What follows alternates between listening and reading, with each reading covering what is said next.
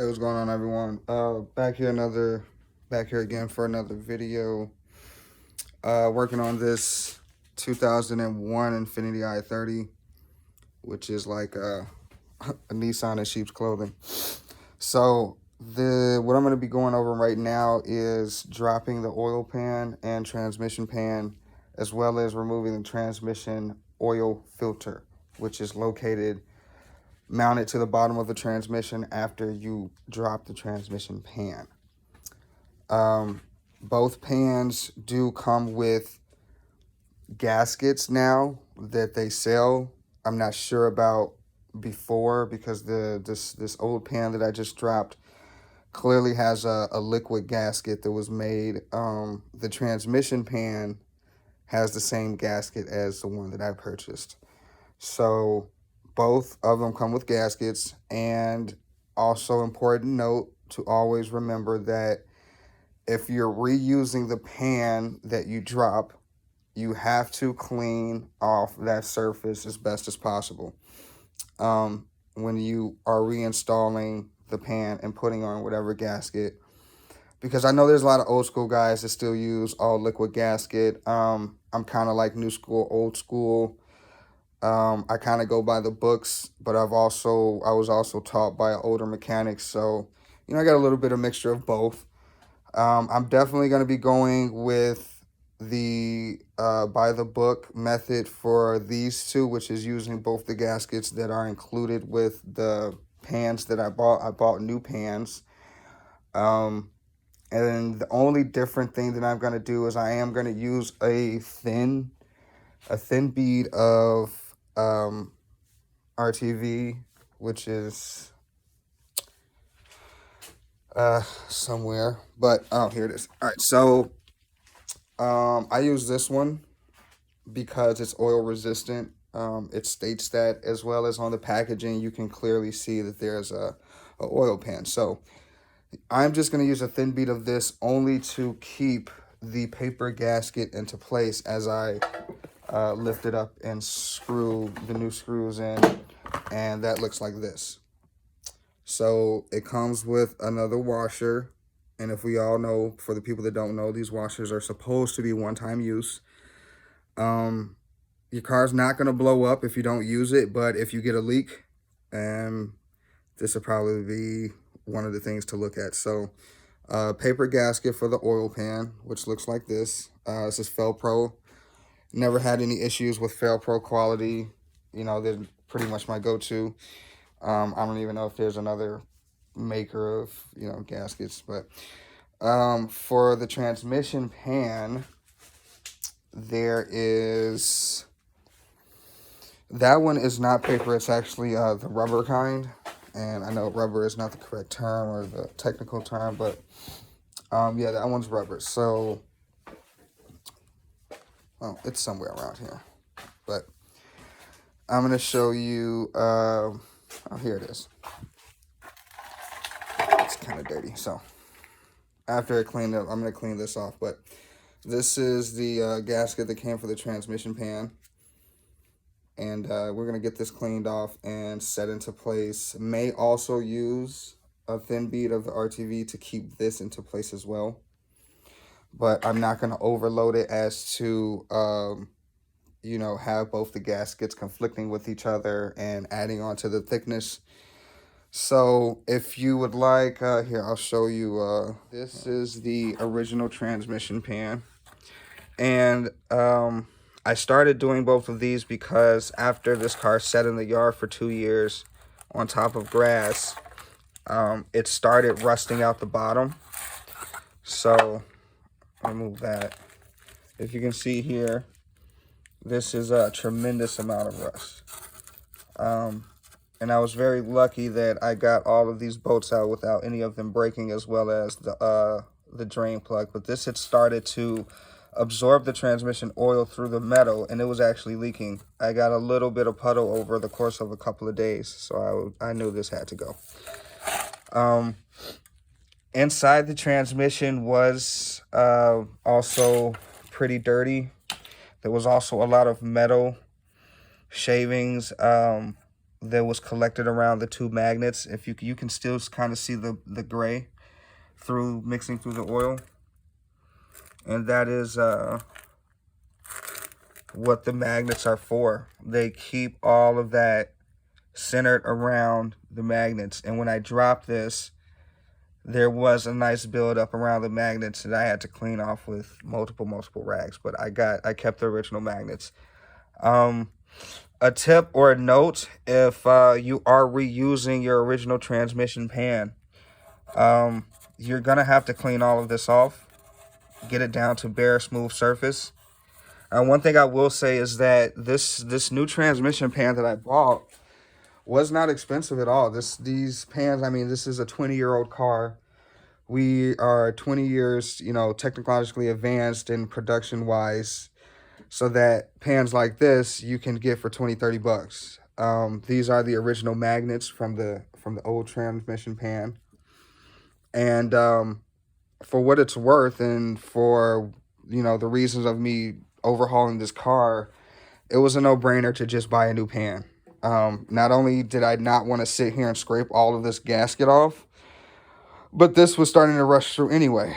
So the oil pan, why not? With cars, most things come in pairs. I like symmetry, so I got the oil pan as well. And it came with a new plug, a new washer, clean, smooth metal surface that I don't have to fight with and try and clean off. So I'm just going to toss these two, and we're just going to go with new pans. To go with the new pans, I also bought new screws. I have the new screws set right next to their respective old counterparts. And this was actually after about 2 days of soaking it in a rust remover solution. So these looked way worse than they do now. And after the first day of soaking and after the second day of soaking, I pulled one out. I just went ahead and decided to look up the screws, and totally did not realize or forgot that we can buy parts from the dealership. So I bought all of these offline from the Nissan dealership, and I paid about 15 bucks for all of these new screws, and I paid about 10 bucks for them to ship it to me. And after they lollygagged around for about a week and a half, it finally came. But it was a good thing that they did, because the original thread locker that was on here, I did not notice.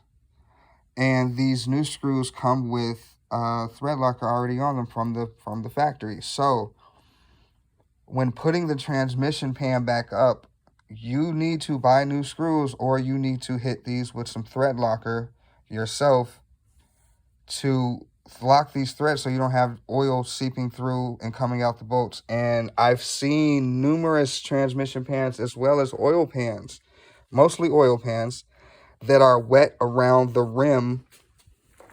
It's only wet around the rim, so that clearly indicates that you have a transmission gasket problem.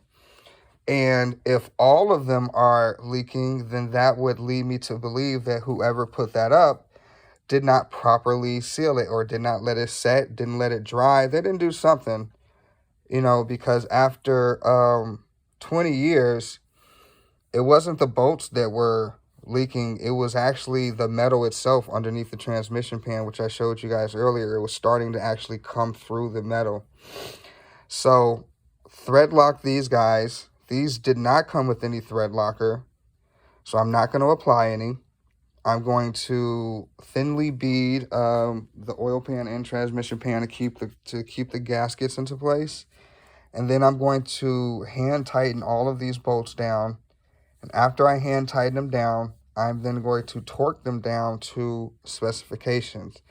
I will have the torque specs in the link. I will have the torque specs in the description.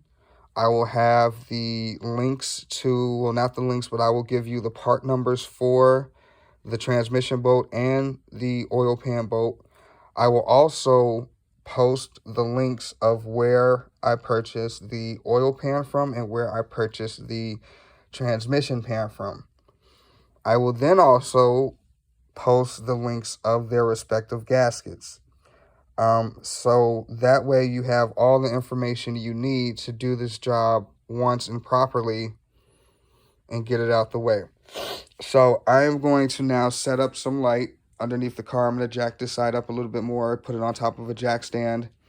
And then I'm going to put a little light under there and set up the phone. And then we're going to go ahead and start putting these in. So give me 1 second and I will be right back. All right, so here we are back. This is our pan. This is our gasket. Always want to make sure that your gasket lines up exactly and matches your application. So this looks spot on. And now we will take some of this. I'm going to go around and do a line. Come across, circle around, go, do a line, and keep going like that until I get all the way back around. So I'm going to need 2 hands for that. So, poof. All right, so I have applied this on the underside of this gasket. Nice thin continuous stream. It's gonna put a little strain on your muscles, I know. So that's in place. That's not gonna move while we hold this up and hand tighten our screws to hold this in place. The other thing I'm gonna do is before mounting this up, I am going to clean all of this off.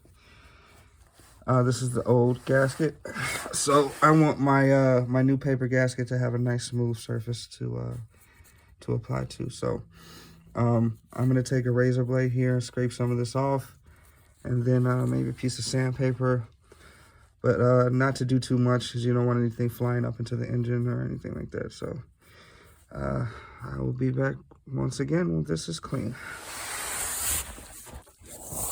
All right, so done cleaning it off. This is how it looks. Nice and shiny and smooth. If you are going to go in with a razor blade, I highly suggest that you go very slowly, very smoothly, and very evenly, because you don't want to put a lot of gashes or nicks into the metal.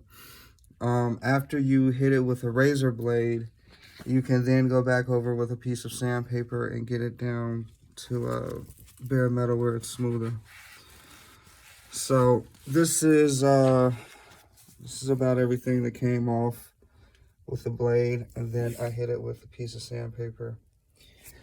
And now we're gonna bolt this up. So I'm gonna do this with 2 hands. I'm gonna finger tighten all the bolts down and then go back and start torquing them down one by one in a circle, and yeah, let it sit and dry.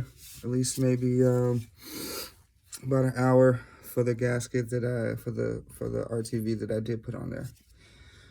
All right, let's see how it looks when I'm done.